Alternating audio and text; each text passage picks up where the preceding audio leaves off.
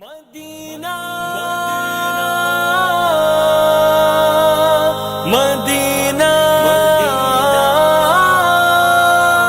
بولو مدینہ مدینہ مدینہ۔ دودھ پلانے والی عورت کے روزے کے سلسلے میں تفصیل یہ ہے کہ رمضان المبارک کے روزے کی وجہ سے بچے کو تکلیف ہوتی ہو کہ اسے دودھ کی کمی ہو جائے،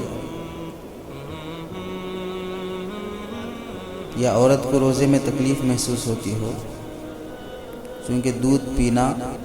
بچے کا حق ہے کہ اسے 2 سال تک دودھ پلایا جائے، اور جب ماں یہ ذمہ داری بخوبی انجام دے سکتی ہے تو ماں پر یہ چیز واجب ہے کہ وہ اپنے بچے کو دودھ پلائے۔ باہر کا دودھ بھی بچے کے لیے سیٹ نہ ہو رہا ہو یا کافی اور مفید نہ ہو رہا ہو، اور کسی داعیہ کا انتظام بھی نہ ہو پا رہا ہو، جیسے آج کل کے معاشرے میں داعیہ کا نظم ایک معیوب بن چکا ہے، تو اس صورت میں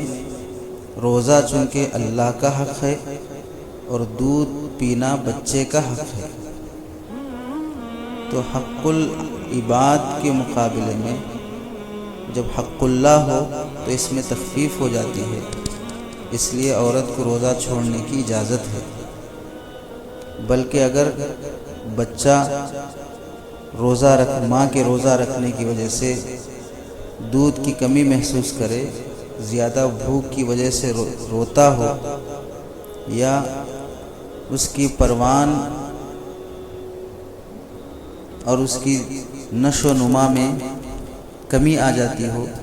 یا اس کے وزن میں کمی آ جاتی ہو، اس طرح کے آثار محسوس ہو رہے ہیں، تو پھر عورت کے لیے روزہ رکھنے کو فقہاء نے مکروہ لکھا ہے، اور بعض مسالک میں اس صورت میں روزہ ترک کرنے کو واجب لکھا گیا ہے،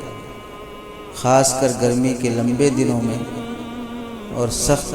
گرمی کی وجہ سے عورت بھی مشقت محسوس کرتی ہو، سینے میں دودھ سوکھ جاتا ہو، تو اس صورت میں روزہ ترک کرنے کی اجازت ہے۔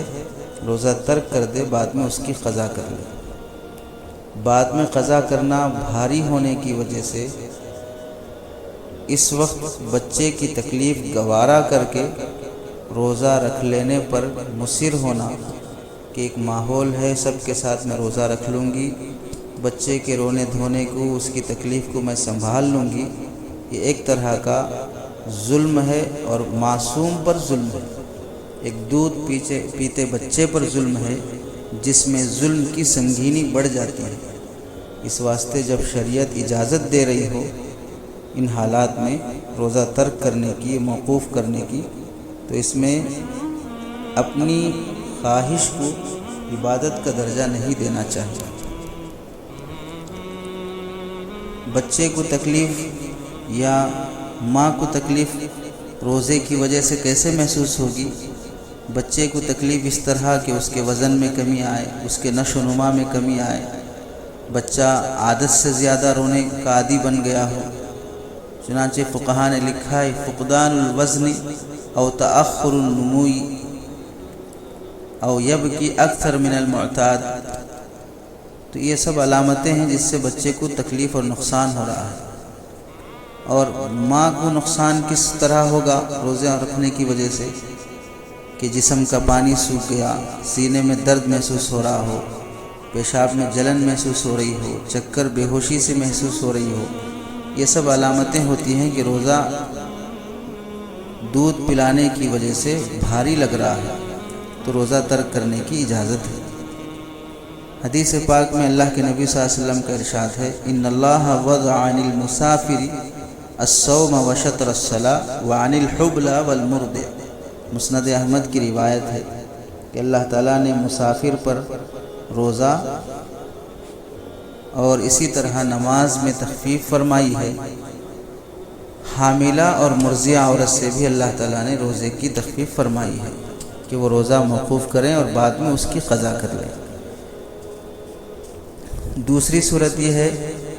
کہ بچہ ماں کے دودھ پر موقوف نہیں ہے،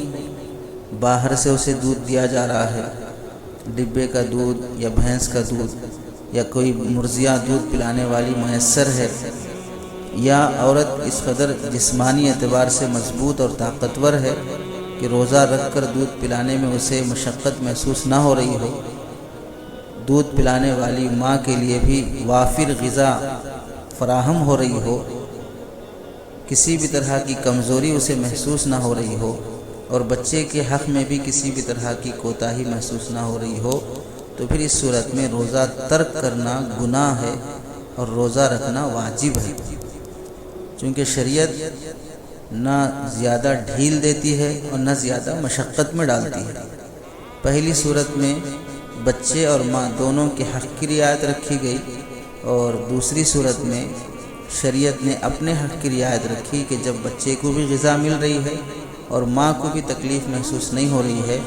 तो बिला उज़्र के रोज़ा तर्क करना जायज़ नहीं है, और रोज़ा तर्क करने की सूरत में गुनाह होगा। इसलिए अपनी जो भी कैफियत हो, किसी दीनदार डॉक्टर से मशवरा लेकर और किसी तजुर्बेकार आलिम से मसला पूछकर अपने लिए